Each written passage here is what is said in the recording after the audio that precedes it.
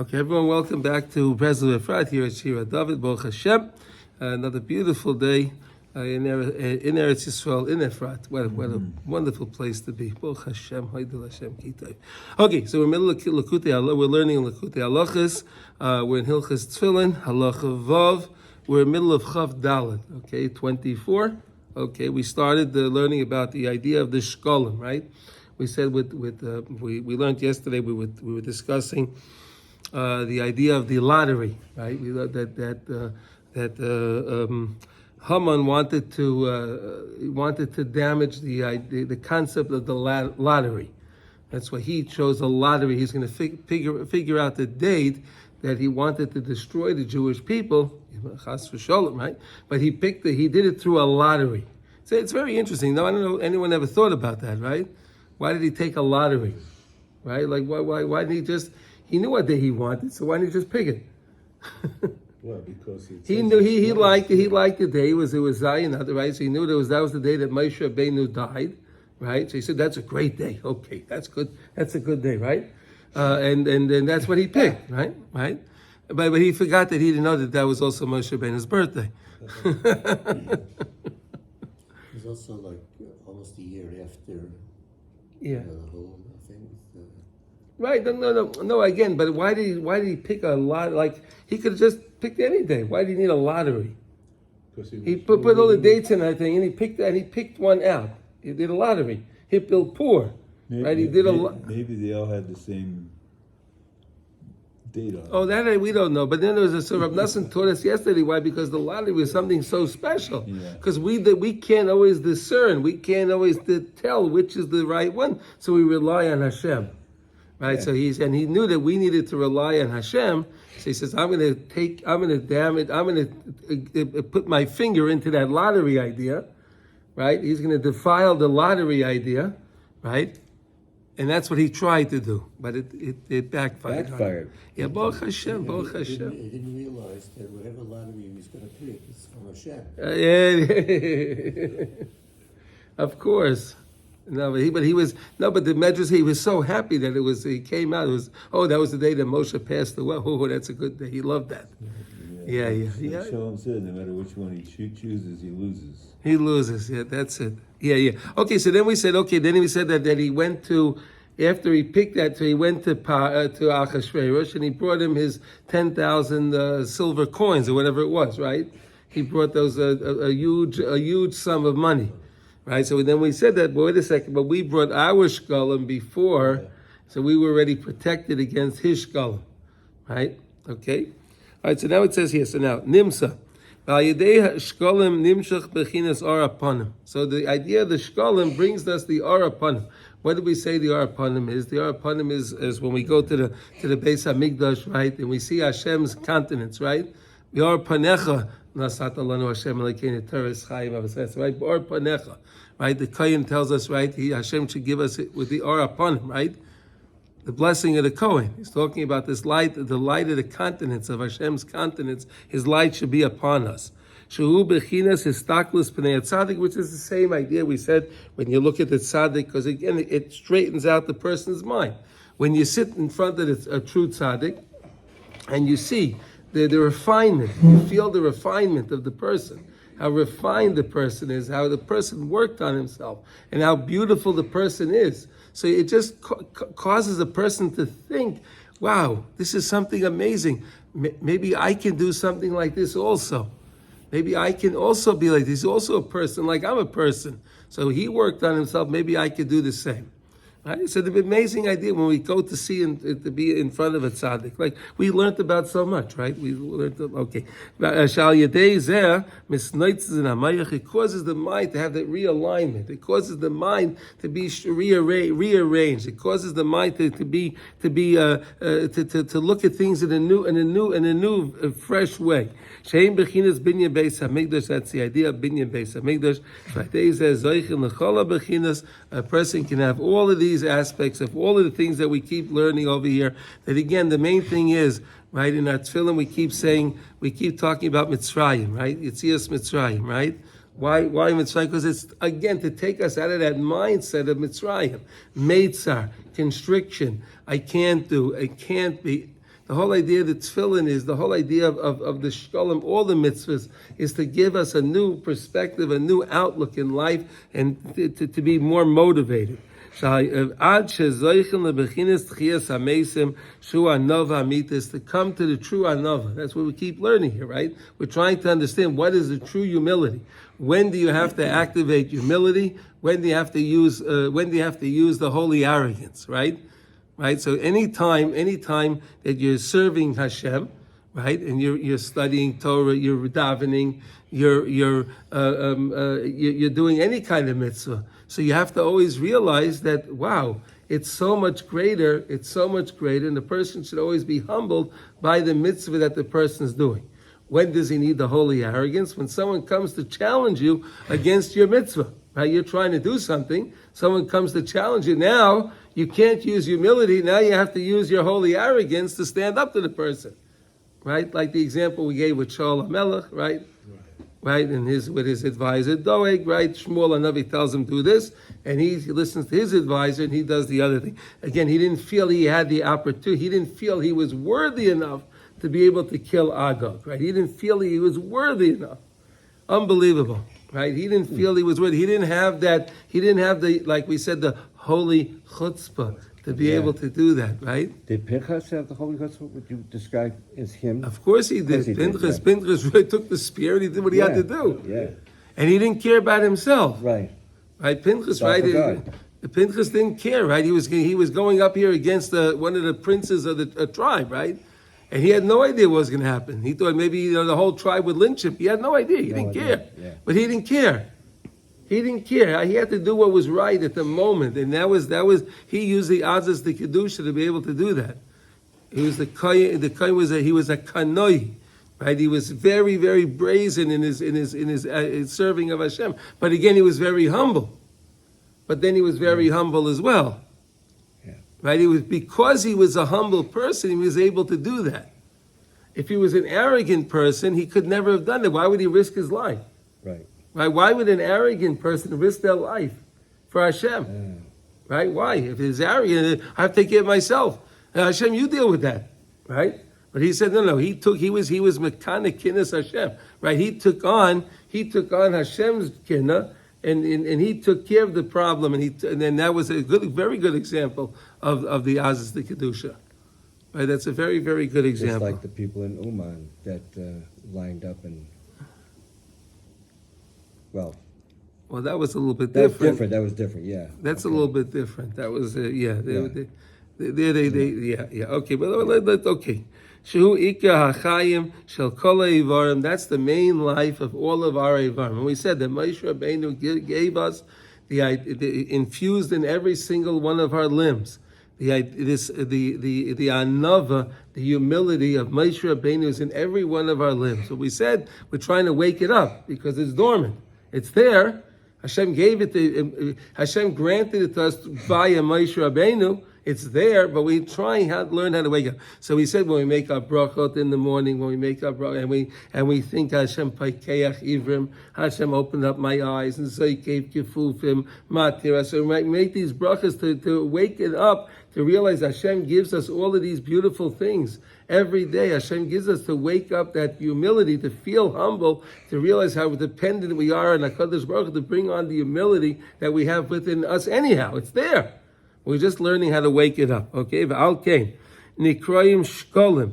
Ki yesh ba'inyan zeh mishkal gadol. Because within it, there's a big mishkal, there's a big weight. Right? Mishkal is a scale, right? A scale. Right? Shekel. Shekel has in the word mishkal, right? Mish is a scale. To weigh. You have to weigh. Because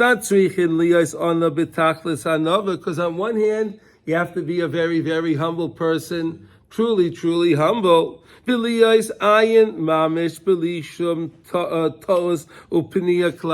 have to be humble without any mistake, without any self-interest. Without any self-interest of doing it. Like we said, a person can have false, fake humility. That was the example that we gave with Shaul HaMelech, right? What did he do? He felt humble where he was supposed to act. We were supposed to have the holy chutzpah. We were supposed to have that holy arrogance to go ahead and do what Shmuel and Navi told him to do. But no, I can't do that. So that was the example that Reb Nosson gave us, where again we said that Sholem Melech was a great person, and again we're just using it as an example of what happened when he had Doa, where he listened to his advisor instead of listening to Shmuel. And what was the reason? He said because he had a fault in his humility. Okay, all right. Anyway, okay. Now, so again, so the shekel is like the word to weigh. So on one hand, you have to be humble, very humble, without any self-interest in the humility at all. Okay? Afal pichein,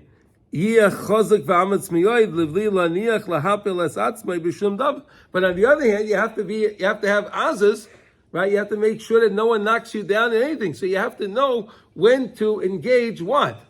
Is how to learn how. Okay, v'zeh b'chinas machzis hashekel truma l'Hashem.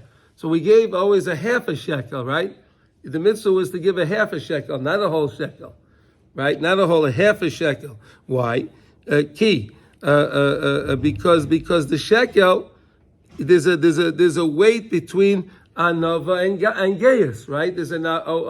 In other words, you have the two. You have the holy arrogance. You have the humility. So you have to always weigh which one. Hu bechinas machzis hashekel, ki hu mishkol gadol, because this is a very important measure. It's a very important a weight. It's a very important. How would you say that? It's a very important. It's a mishkol gadol. It's a very important measure. A very important measure to know when to use what. Okay, like a scale that stays right in the middle where it's balanced, right? The scale is balanced, right? I think that's what he's saying, right? When you have the scale, it's exactly even on both sides. The weight is exactly even, right? It doesn't go from one side to the other. It doesn't tip on one end or the other end.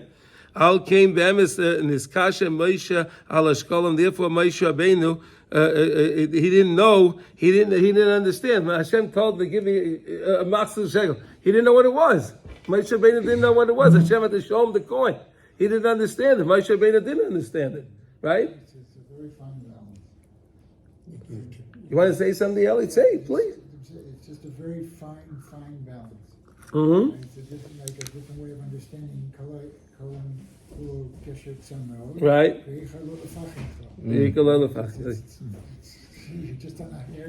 You're on the edge all the time. You're on the edge all the time, but don't worry about it. We're learning how to do it and be in success. Hashem showed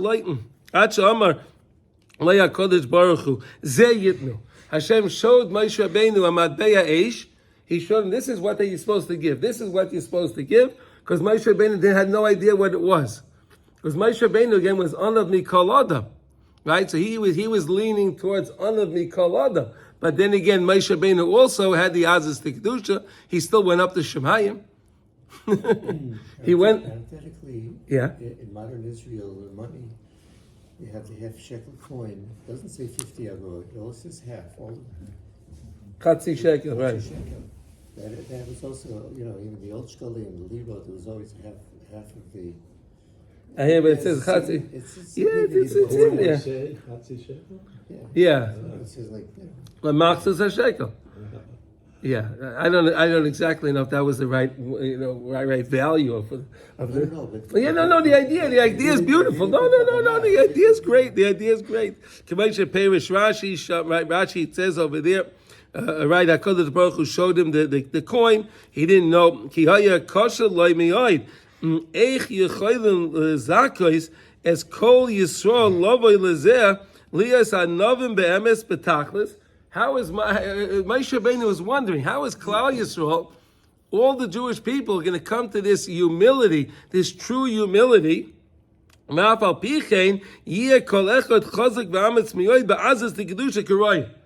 words, how is everyone going to be able to do this? That was Moshe Rabbeinu was questioning. How is everyone going to be able to do this? And then know when to use the anova, when the azas the kedusha. When do you engage what? That's what Moshe Rabbeinu didn't understand. That's what he was toying with that idea.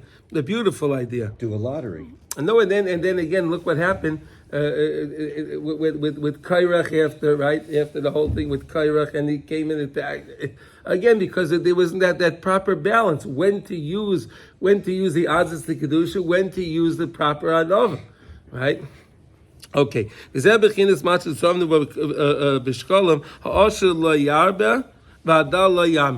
it says that if you are the wealthy person, he felt, well, only I'm going to give a half a shekel. I give more. What's the big deal? I want to give more money. No, he can't give more. And the poor person can't give less. And that's it's a very strange thing, like we spoke about yesterday, that really, usually if the person doesn't have the money, right, to do something, so he's parted from it. He doesn't have to do it. If he doesn't have the money, right, to give the tzedakah, he doesn't have the money, he doesn't have to do it. And Torah says over here, everyone has to give this machnas shekel. Doesn't matter what you go put yourself in debt for it. You said you sell your shit. Yeah, you have to sell your shit, sell whatever you have to do, but put yourself. It doesn't matter. Make sure you give this machnas shekel. But again, the Torah didn't make it such a crazy amount of money. It was something that was feasible for pretty much everybody. Everybody was feasible for them to do it. It wasn't that, it was an exorbitant amount of money. It was only half a shekel. But for some guys, they have millions of dollars, millions of shkolim, so what's the big deal? A half a shekel. But the other guy is struggling, but he has to give it. Why is that? Because everyone needs to have this idea of the anova and the aziz to kedusha. Everyone needs this. That's why everyone has to be part and parcel with this mitzvah. And then we said that where we used, they used all of that silver. They melted down that silver to make the posts, the socket holders, right? Which was used to make it was the foundation of the Mishkan. That was really the foundation of the Mishkan. Everyone had an equal part in the foundation of the Mishkan, right? In the foundation, because the foundation is the most important thing. And everybody was equal in that. So everyone felt equally important when it came to the Beis HaMikdash. Why? Because again, when they looked at it, in other words, don't forget now, because we keep saying, when you see the Beis HaMikdash, when they saw the Mishkan, they saw the Or Panecha, they saw HaKadosh Baruch Hu, they saw that, and they felt the connection to it. If they didn't give anything to it, so they wouldn't feel any connection, but they feel, I gave something. I'm part of that. So they can also feel a part and parcel to the great edifice that was made. That's a big deal. It really is a really, really, really big deal. There's a saying: no involvement, no commitment. Okay. Everyone was involved. Everyone was involved. Everyone was equal. Yeah. Everyone contributed. Yeah, everyone It's equal. a huge deal. Only in the foundation. Right. Okay. The other things, when it came to the other thing, to give gold and silver, they were able to give whatever they wanted. That was okay. But everyone had to give the equal amount. It's a very interesting idea. That everyone should be very careful. They shouldn't come to the faulty arrogance, not the arrogance of kedusha, right? Shehu riboy v'gadlus b'chinas osher layarba. Right, the usher shouldn't come to have more. He shouldn't come to have. I have more money. I can give as much as I want. So he shouldn't have that hoardiness because he has so much money. Right. And the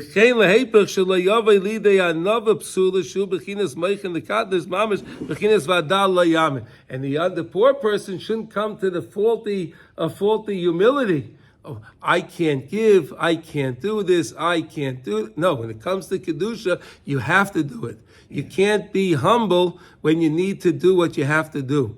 So that's each one. The usher learns. The usher says you can't give too much. Don't be too arrogant because you have more money. And the poor person says, I can't do this. No, you have to do this now. Yeah. You have to do this now. You can do this now. Okay. Now, ki derech ha'osher liz goyis k'moshe kosav osher yane azus. Right? It says in Mishlei the osher, right? The wealthy person, he answers with arrogance, right? Azus, with arrogance.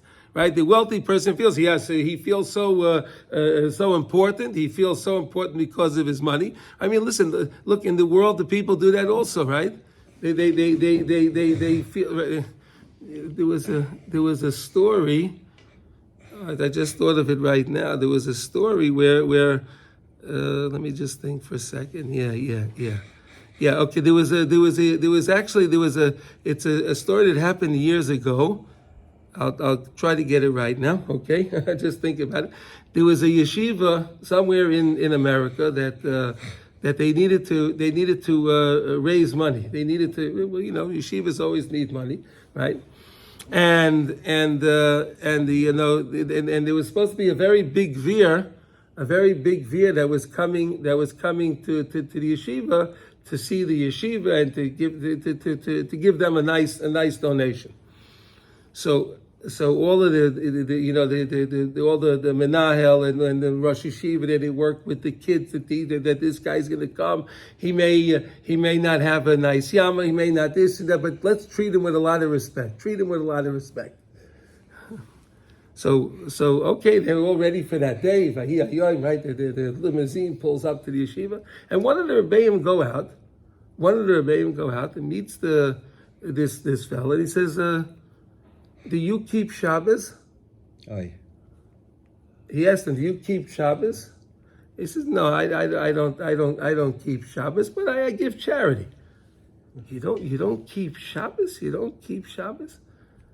So he says, "Okay, I want to tell you a story from the Chavetz Chaim." He said, "I want to tell you a story that happened in the Chavetz Chaim." He said, the same thing happened in Radin one time, where a Gvir came to Radin, to the Chavetz Chaim, sat down with him, and he wrote him out a beautiful check. Whatever it was, he gave him a nice, he wrote him a nice check, and the Chavetz Chaim started to cry. So he tore up the check and he wrote a bigger check. Whatever it was, he gave whatever he gave, and then he thought the Chavetz Chaim didn't like what he gave, so he cried, he tore up and wrote a bigger check. The Chavetz Chaim's crying even louder. And he writes on that check, watch. The Chavetz Chaim, he says, "Rabbi, I don't understand. Why are you crying? How much do you want? Tell me how much you want, I'll give you." He says, No, I'm not crying because of the amount. I like the amount that you gave me originally. That wasn't a problem. He says, I just feel so bad that you're not going to get you're not going to get the right credit for the mitzvah that you're doing. He says, "I don't understand. What do you mean?" He says, "I feel bad because if you don't keep Shabbos, so then when you give your mitzvah tzedakah, it's really tainted. It's not right. It's not the mitzvah's not. So you'll get credit for what you gave, but you're not going to get the right amount. You're not going to get the right credit." And he started crying about that. The Chavetz Chaim cried. He felt bad for him. Why you're such a generous person, and you're giving the money, and you're not going to get the right credit. So the what do you call it? So the Gevir said, "So what should I do? Keep Shabbos." So he said, "Well, I'm busy. I can't do that. I have business to go to. I have places to go to. I have things." Yeah, but what's it all worth? What's it going to be? You're not going to get the right return on your investment. You talk to them like a businessman, right? Right? You're making an investment. You got to get the right return on your investment, right? So he says, okay, fine. Maybe I'll keep the shop, but in the next month I can't do it now because now is I got a lot of things. I have more appointments, business. And so the Chavetz Chaim bursted out into tears again. He burst out. Okay, fine. I'll do this. I'll do it because he was real. The Chavetz Chaim was really felt it. He really felt it. So this man told this Rebbe told what do you call it? This Gevir, he told him the story. And the Gevir said, "I never heard something. I go to a lot of places. I meet a lot of people, but I never met somebody that was so sincere like you're sincere." He said, "I never met somebody who was so sincere. Everyone that when they meet me, they just it's a bunch of fluff. It's not real. But I see that you really came out, and you told me because you care about me." So and really all the people in the yeshiva, they were watching this, they go, "Oh boy, he's going to probably have, he's going to be fired." They didn't know what was going on in the conversation. They didn't hear because he was out there. Anyway, it worked out that this Gevir wound up giving them a tremendous amount of money, and he took on this Rebbe became his new Rebbe. And anytime he needed to do anything, and he taught him, he became Sheimet Torah mitzvahs and everything else. But again, you see, when you do something with sincerity, right? When you do something with true sincerity, it really means something. It really, really makes a roisha, it makes an impression on the person, and it's an amazing thing. So you have to know when to have the azas to kedusha, and again, he had to have azas to kedusha to do that, right? In other words, this Rebbe went out there. He couldn't be humble at that point. He wanted to help the person, right? The Chavetz Chaim also, right? He had to have the azas to be able to cry like that in front of the because he needed the money for the yeshiva. Right, he needed the money. Right, he had to pay the rebbeim. He had to do whatever he had to do. Right, it cost money. Alles cost geld. Right, they say. Right, alles cost geld. Everything costs money. Right, you need to cost money. But again, to know when to have the proper balance, to have that balance, to know when to use what, and that's why it's called a shekel, because you have to be mishka. You have to always be balancing to know when to use what. When to. You want to say? Yesterday I saw a beautiful story. Oh, please, Shalom. About this fellow, a religious Jew, and he was approached by Microsoft that they were having some kind of a conference, like, in 10 months or something, and they wanted him to be a keynote speaker. He's an expert in his field. I forget his name. Okay. So he says, okay, he agrees. And then he goes home and he looks at his calendar and he sees that the date is Shabbos. He didn't realize it was Shabbos. So he calls up to Microsoft and he says, listen, I have to take back. I'm not going to speak. No, everything is all planned and everything is this and this. No, I can't. I really can't. I can't do it. It's Saturday. I can't speak on Saturday. So they said, listen, I'm sending you a check in the mail, a blank check. You fill in whatever you want. You have to speak. So it's all set up. So he says, no, I can't do it. So after a lot of back and forth, they finally said, okay, we're going to move the conference to Sunday. Okay. We had a conference on Sunday. And then Bill Gates, afterwards, after that, he says, what was this whole thing? It was supposed to be on Saturday. It was moved to Sunday. I don't understand it. What was that all about? He says, yeah, the keynote speaker is a religious Jew, and he wouldn't work on a Sabbath. Bill Gates said, isn't that great? He says, here's somebody who has something that money can't buy. You see that? Yeah. It's something crazy with the guy. They don't understand that. They don't understand that. They don't understand that. Ain't gonna work on Saturday. Double, triple pay. Ain't gonna work on Saturday. Right? Remember Uncle Maishi, right? Big Gedalia Gumba, right? Yeah, but Uncle Maishi sung the Big Gedalia Gumba song, right. Unbelievable. Yeah, Shabbos. Okay. Shekos of Aliyas Halel Chacham Giba V'Asher. Right? Right, the person shouldn't be so. If the person's wise, if the person's strong, the person's wealthy, the person shouldn't be so. He shouldn't feel so arrogant because of that. Because did anyone pick how smart they were going to be before they were born? Did anyone pick if they were going to be a wealthy person or not? No. Did anyone pick what they're going to have? No. Whatever Hashem grants the person, so Hashem granted. So what did you do for it? Right? When the person really thinks of that, what did I really do in order to have what I have? It's really Hashem granted it to me. So why am I supposed to be arrogant for? Unbelievable, right? We take the lesson seriously. It's amazing. Nimsa shashirisu midvarim shederech lahar leizgadel bohem.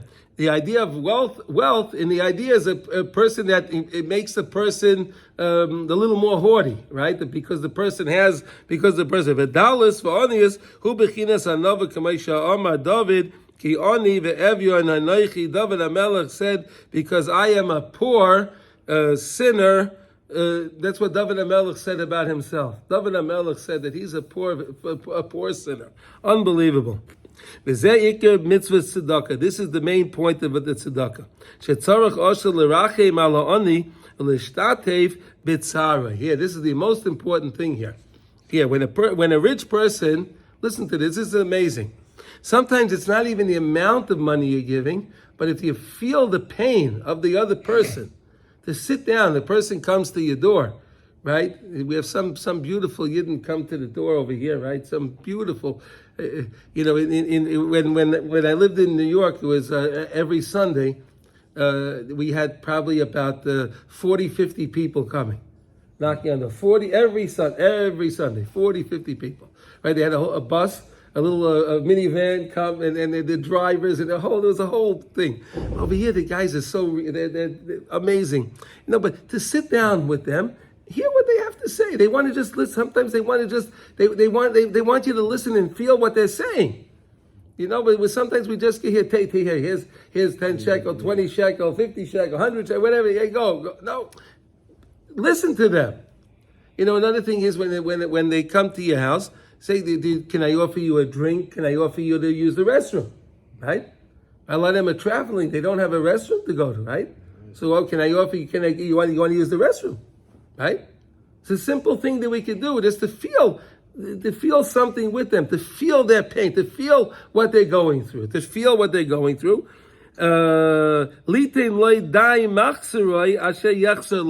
And then if the person feels, right, if you feel what the person's going through, so then you feel more compelled to give the person a little more, because now you feel the tsar, right? You feel that pain. It's not just it's his pain. You want to say something, Ellie? Please. Because tzedakah is an exercise in empathy. Empathy, yes. It's the same reason that even the person who's getting tzedakah has to give tzedakah. It makes no economic sense. It's not efficient. But even the person who is on the dole has to give that machzas shekel, has to give something. Yes. Because he has to feel empathy also, and has to feel on his level, on his side. Yes, of course, everyone. It's a beautiful system, right? The whole thing. But here, what Reb Nosson is really telling us is you have to really feel the pain, try to feel, and then you'll wind up giving more, right? Because if you don't, if you stay, you're over there, I'm here, take this, it means nothing. It's nice if you give. Of course, if you give the guy the money with a smile, that's also good, right? That's another thing, right? When you give the money to tzedakah, you give it with a smile, not with a frown. Right? You get many more mitzvahs for that, right? It was also an Indian that if somebody was really worth a lot of money and he fell, so you have to give him money so he has something. The way he lived. Yeah. If you always substitute our judgment for, you should be spending money on this, I don't want to give you that. That's not No, absolutely, Eli, right? What Eli said was, if there's a very wealthy person and something he had a turn in his luck, and he now became a poor person. So now do you say, does he have to now live like a poor person? No. The halakha says you're supposed to treat him, give him back what he's worth. Hey, wait, I have to give him more than I have myself? Well, yes. Because that's what he needs. That's what he's accustomed to. That's what he's accustomed to. It's an amazing, again, to feel the pain. You can only do that. You can only do it if you feel the pain. If you can feel it. Otherwise, it's impossible to do that. It's impossible. Okay. That's true anova when the wealthy person can feel the pain of somebody, or to feel that pain and then to give. That's true anova, because again, the wealthy person, it's not in his nature to want to listen, to feel the pain of somebody else. But when he can do that, that's true anova. He's activating anova in himself, humility, by listening to the pain of the other person. Right? Then he's using anova. He has arrogance, but now he has to work on his anova. Right? If a person's a kamsin, right, he's a stingy person, right? He doesn't want to give money. Why? That's only because he's very haughty. He's a haughty person. So he said, this is my money. I'm not going to give it to you. You go to work. You want money? Go to work. What do you want from me? Go to university. Go to work, and you'll make money. Why are you coming to me? This is my money. He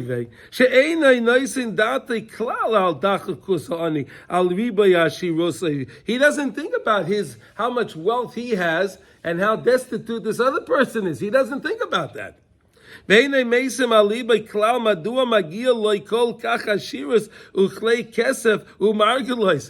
I have all these jewels and things, and why do I have all these beautiful furnishings in my home? I have all this wealth in my home. I have all these beautiful vessels, silver, gold, everything so beautiful. Why do I have all this? Why does Hashem give it to me?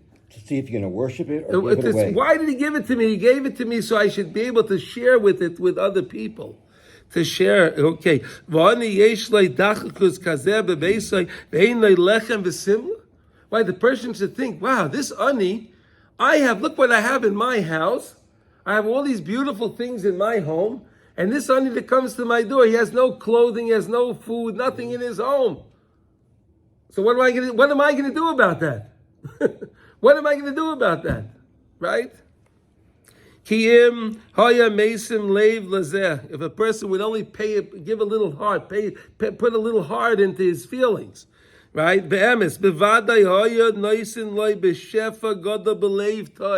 He would give with plenty. He would give him plenty, but he would give it with a lave type, with a good heart. He wouldn't feel that pain in his heart. I gotta give him. Oh, this hurts. It hurts. I gotta give it, right? Unbelievable. David, what do you say? You have your separate account. David, can you share that with everybody, please? It's a great way to do it. Somebody taught me this years ago. I take my money that I'm going to give away, and I got a separate checking account for that. Right, his 10%. He puts that. Right. And then what does he do? So when it goes in there, it's not my money anymore, and I can't wait to get rid of it.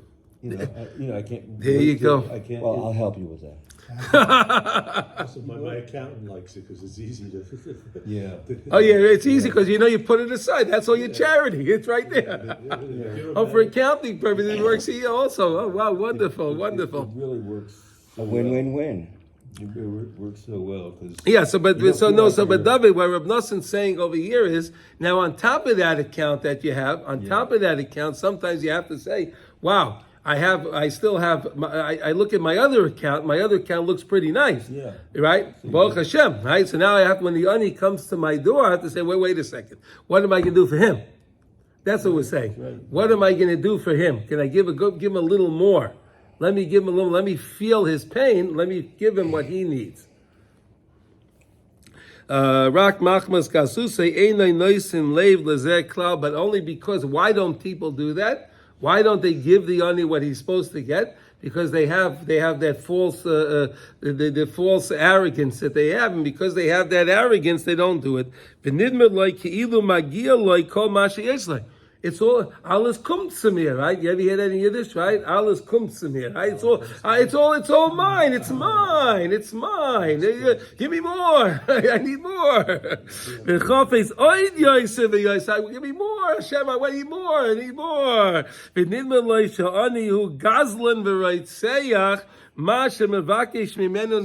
feels that the ani is a murderer. He's a thief. That he's coming to my door to ask me for my money. Oh, Hashem should protect us, right? Hashem should protect us. We should never have chas v'shalom a feeling like that, right? When an ani comes to the door, right? To stop for a second, really that Hashem sent this person to the door, right? Think about it. Hashem sent this person. That means that in Shemayim there's some connection with my neshama, that neshama, right? And I can make some big tikkunim over here, right? Again, to think. This is what? He sent him there to help you out. To help us, exactly, right? We help ourselves out more than we help the ani, right? A person can save his own life by giving tzedakah, right? Tzedakah is tatzal mimavis, right? The tzedakah can help a person from death, right? Amazing, mamish amazing. Whenever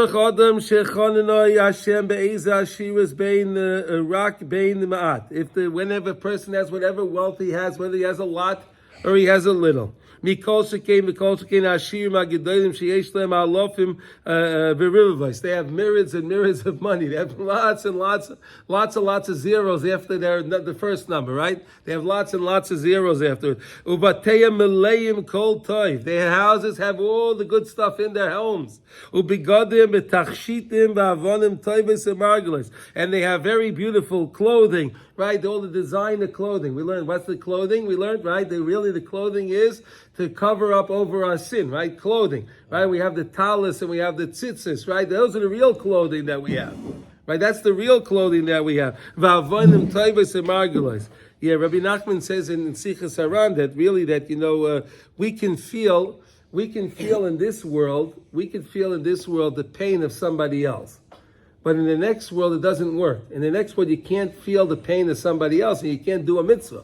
Right here, we can feel the pain of somebody else, right? So when you see there's a poor person in this world, and you can help the poor person, right? But when it comes to the next world, you can't give tzedakah in the next world. You can't give tzedakah, but that means, but you also said you can't feel the pain. I would think you would feel the pain. No, but you can't do anything about it. You can't do anything about it. Okay, let's change it. You can't do anything about it. Okay. You can't do it. Here, you could do something. Okay. Upstairs, you can't do So anything. it's even worse if you feel it up there. It's worth, okay, you're right, okay, you're absolutely right, absolutely right. So no, but he says like this, Rabbi Nachman gives the example in Sichas Haran, that the neshama is going to come to the next world, and the neshama is going to bang on the door. He said, I'm cold, and I'm hungry, and the Malach is going to come to him and say to him, well, he just passed away, right? He comes to the next world, right? So the Malach will say to him, go back downstairs. You left in your closet. You have all your clothing. Go take some clothes. You have that, you have your Armani suit and the Hugo Boss, and you have this and that and all those stupid names, right? Versailles, all those names, right? All that's the shtuyot, right? You have all of that. And you're hungry? Well, go look in your cupboard. Wow, your cupboards are full of stuff, right? You just went to the Marcola the other day. You filled it all. It's all full. Everything's full, and you drink it. I don't need that now. I need the garments of the mitzvahs. I need the clothing of the Torah that I learned, of the Tehillim. That's what Rabbi Nachman says. So Rabbi Nachman says, in this world, do as many mitzvahs as you can. Right? Do as much as you can in this world. Right? And he says, learn a lot of Torah, do a lot of mitzvahs. And your drink should be, say some Tehillim and drink it down. That'll be your drink to wash it all down with some Tehillim. So then you'll have you'll prepare yourself your garments for the next world. You prepare yourself your food for the next, everything that you need for the next world in this world. But this person here he has all of his stuff. And he's the guy that goes upstairs after, and they say, hey, you got everything down here. What do you want from us up here? Then he says, no, but I made a mistake. I didn't want it, but there's no one, you can't help him. Yeah. Okay. Sheyasimu elibam heitev shiflusam be'emes. They should really think, they should place in their hearts, right? They should really place in their hearts their real aloneness. They're really, how do I have this all? How can I be feeling this? How could I not take on the pain of somebody else? How could I not help them? V'yizkiru es atzmam heitiv sheyochel liyos she'ani hu toiv v'kosher yoyse mimenu. To think maybe this this poor person, maybe he's a much better Jew than I am. Maybe he's serving Hashem in a much greater way. He's doing much more than I'm doing. But Hashem just gave me this money. I told you the story with the Abder Rav, right? Right, you have Yeshua Heschel, right? Right, you know. I didn't hear that story. I'll tell you a story one more time. Okay, there was the holy Abder Rav. The holy Abder Rav. He was the Rav of Abd. He's buried in the same oil with the Baal Shem HaKadosh in Mezbush. Right, he was a close student of the Baal Shem. Baruch Hashem. Anyway. There was a poor person came to his house to the Abder Rav, and he asked the Abder Rav, I have to make a wedding for my daughter. I need a naden, right? He needs a dowry. He needs a dowry. He has to get the apartment, whatever he has to do. And he needs let's say he needed 50,000 rubles. Let's just say whatever it was. Okay. So the Abder Rav says, okay, no problem. He opens his drawer of his desk, takes out a paper, he writes out a letter. And he puts it in an envelope, and he hands it to the guy, and he says, we'll call the guy Rabbi Yeshua, right? Rabbi Yeshua, okay? Go to Rabbi Yeshua in Brod, and he'll give you the money. He'll give you the money that you need. So he's in a little shtetl there. He never went to the big city, but he had no idea. And how's he going to get to this city? How's he going to get there? He had no idea. But the Rebbe gave him the letter. Okay, so he comes home to his wife, and he says, the Rebbe told me I have to go to... okay. So he had to borrow money. For the trip to be able to get there. So he borrowed money, whatever it was. And he borrowed a suit, because he didn't really have any. He went, and he was a long journey, and he gets to Brody. It's a big city. He was never in a big city. He was these little, we were in the Ukraine, right? These little shtetl, there's a couple of little houses, he never saw a big city. He comes to the big city, he asks, so where's this Rabbi Yeshua? Oh, Rabbi Yeshua, oh yeah, he lives over there on top of the mountain. He has a big, okay. So he makes his way to this Rabbi Yeshua's house, a mansion. He has a big villa, and he knocks on the door, and the butler comes to the door. Yes, how can I help you? And he says, I have a letter here from the Abder Rav for your balabas. Okay. So he tells this Rabbi Yeshua. He comes right out. Oh, you have a letter from the Abder Rav. Wow, amazing. So he sits him down. At the table. He makes him a coffee. And he says, oh, let me see the letter. So he opens the letter, and it says on the letter, hi, I, Rabbi Yeshua Heschel, I am asking that you give this ani 50,000 rubles from my account that I have with you. Take 50,000 rubles out of my account that I have with you, and give it to this person. He needs the money. He's making chasna. He needs the dowry. He needs the nadin. Okay. So he looks at it, he signs it, he signs the letter, okay, and he reads it. He reads it again. He says, "Listen, I know that the Abder Rav is the Gadol Adar, but he must be making a mistake because I never even met him. So how can he have an account with me? How can he have an account with me? But since you came here and you brought me the letter, he has 50 rubles. He gave him." Right? You take this and go. I don't usually give so much, but here, you take here's 50 rubles. And he sends them back. Now the trip must have costed him like 500 rubles, but okay, he got 50 rubles. So now he had to go around broad, and he has to ask money to get money to go back to the Ukraine. Okay. So he goes back home, and he goes to the Abder Rav, and the Abder Rav says to him, so now how did it go? He said, well, it didn't go too well. He gave me 50 He gave me 50 rubles. Wow. Okay. So the Abder Rav writes him takes out another piece of paper from his desk, and he tells him this time you go to Rabbi Yaakov in Warsaw. A little closer this time. It was a little closer. Go to Warsaw. Okay, Varsha. Go to Varsha. So he sends him over there. And he's a chassid, right? That's why the Rebbe tells him to go. Otherwise, he would have said, Rebbe, come on, I'm already in debt here now, about 900 rubles, right? But the chassid, the Rebbe says to go, he goes, right? He listens to the Rebbe, right? So he goes out to Varsha, and he sits and he finds this guy Rabbi Yaakov. And he has a nice house, it's a townhouse. It's not like that big villa. Okay, he knocks on the door, and Rabbi Yaakov opens the door, and Rabbi Yaakov asks him, what can I do for you? He says, I have a letter here from your Yeshua Heschel. The Abder Rav. Wow. Come in. So he sits him down again, he makes him a coffee, and he reads the letter. And it says, hi, Rabbi Yaakov, this is Rabbi Yeshua Heschel, give this only 50,000 rubles from my account that I have with you, and because he needs to make chassid and not, okay. He says, wow, I'm so amazed that the Abder Rav wrote me a letter. He said, I don't understand it, as Rabbi Yaakov says, I don't understand what he's saying, but if the Abder Rav says that he has an account with me, and I have to give you 50,000 rubles, okay, I'll do it. I don't know what he means, but if that's what the tzaddik is telling me to do, I'll do it. Right? I'll do it. He says, I have one problem. I don't have the money right now. I don't have 50,000 rubles. I have investments. I have to collect. He didn't have in his safe the 50,000 like the other guy had, right? So he said, so if you stay with me for a couple of days, I'll give you a nice room. We have svarim. He could learn if you'd like, whatever you want. I'll feed you. You can have all the food you want, whatever you want. And stay. I'll get the money together. And when I get the money together, I'll give you.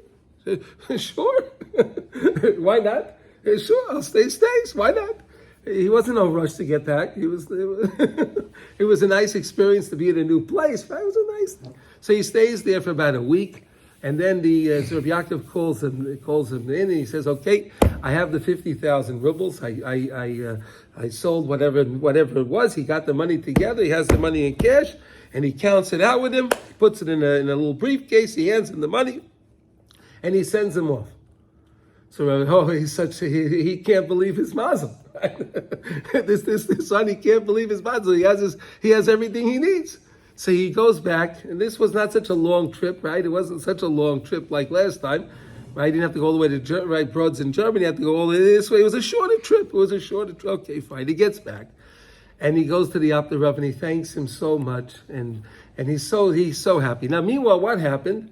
What happened was this rich man, this Rabbi Yeshua, the first guy, right? He had a little misfortune.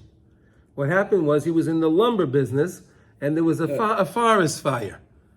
There was a forest fire, and his forest, he doesn't have his lumber anymore.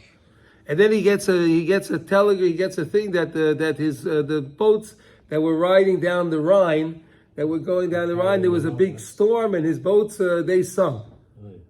Yeah, they sunk, and then he had to sell the margulis toivos, and he had to sell all the tachshitim that he had in his house. He had a very extravagant lifestyle. He had to fund it, right? So he started selling all this stuff. He was hacking all this stuff, and the next thing he couldn't manage, and then he wound up having to selling his house.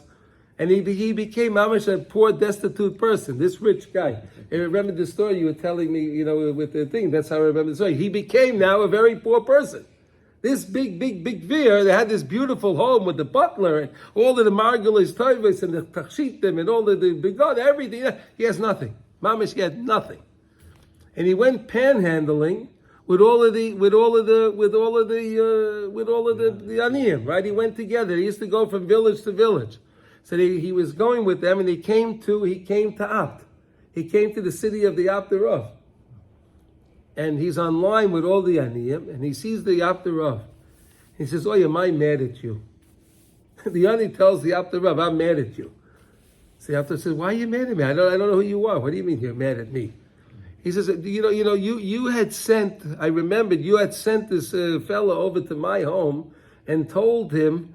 And gave me and sent him with a letter that you signed that I was supposed to give him 50,000 rubles, which was really not a lot of money to me at that time, right? I was supposed to give him 50,000 rubles, and I said that you don't have any account with me. What are you talking about? I never met you.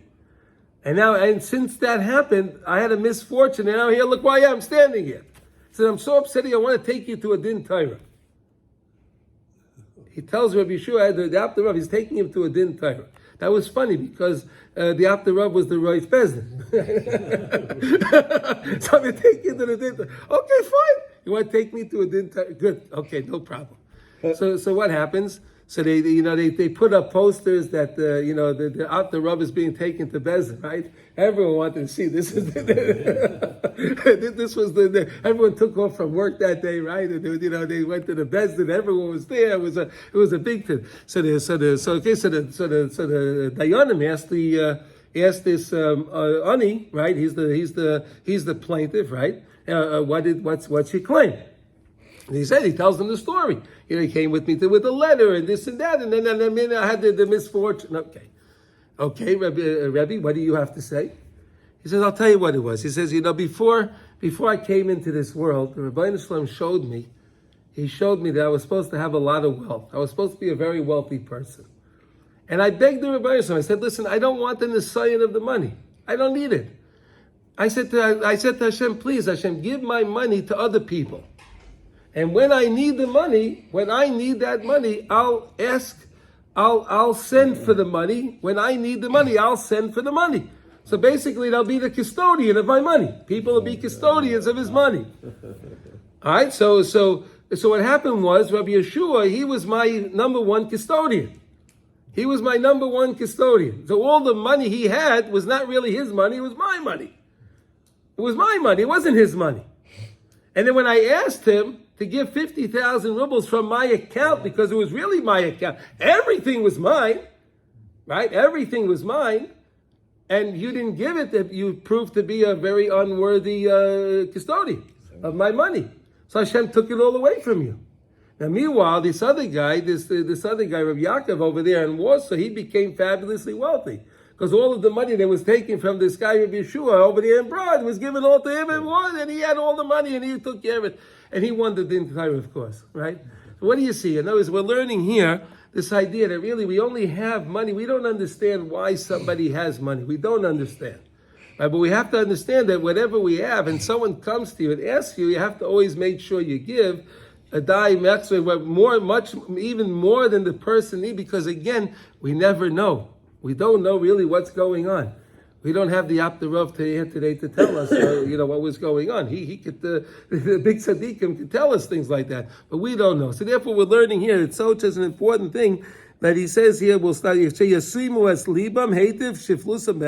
he should really feel his own loneliness. The Gevir should feel how low he is, because again, what did I do that Hashem gave me so much?